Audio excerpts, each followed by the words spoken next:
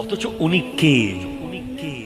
যিনি আমার নবীকে থাকতে দেন নাই, দাঁড়াতে দেন নাই, বলতে দেন নাই, বসতে দেন নাই, চলতে দেন নাই, নিজের বাড়ি থেকে বের করে দিয়েছেন। আমার নবী মুস্কি এসে দিয়েছেন, শুধু হাসেন নাই। হযরত আব্বাস ইবনে আব্দুল মুত্তালিব রাদিয়াল্লাহু তাআলা বলছেন, ইন্না আবা সুফিয়ান ইউহিব্বুল ফখর ফাজআল লাহু শাইয়ান। ওগো নবী, আবু সুফিয়ান একটু গর্ব করতে পছন্দ করে, তাকে এমন কিছু দেন সেজন্য ইসলামের ভিতরে এসে গৌরবান্বিত হয়। তখন আমার নবী বলছেন,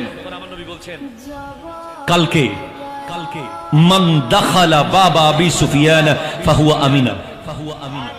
যে ব্যক্তি আগামীকাল আবু সুফিয়ানের ঘরে ঢুকবে সে নিরাপদ। আবু সুফিয়ান নিজে তো নিরাপদ। ধরেন পুরো বাংলাদেশের পুলিশ বলতেছে গচ্ছি নয়াহাটের যত মানুষ আছে সবাইকে অ্যারেস্ট করা হবে, শুধুমাত্র মৌলানা গোলাম কিবরিয়া সাহেবের বাড়িতে যারা থাকবে তাদেরকে অ্যারেস্ট করা হবে না। ওনার সম্মান বেশি না কম? বলেন বেশি না কম? ওনার লেভেল এমন জায়গায় চলে গেছে যে ওনার ঘর হয়ে গেছে নিরাপদ জায়গা, যেখানে ওনাকে জবে করে দেওয়ার দরকার ছিল। ঠিক কিনা? জোরে কথা বলেন। সেভাবে আমার নবী হযরত আবু সুফিয়ান রাদিয়াল্লাহু তাআলা হুকে হত্যা করা তো দূরের কথা, হিংসা করা দূরের কথা, আমার নবী তাকে বলেছেন তোমার ঘরে যারা ঢুকবে তারা নিরাপদ।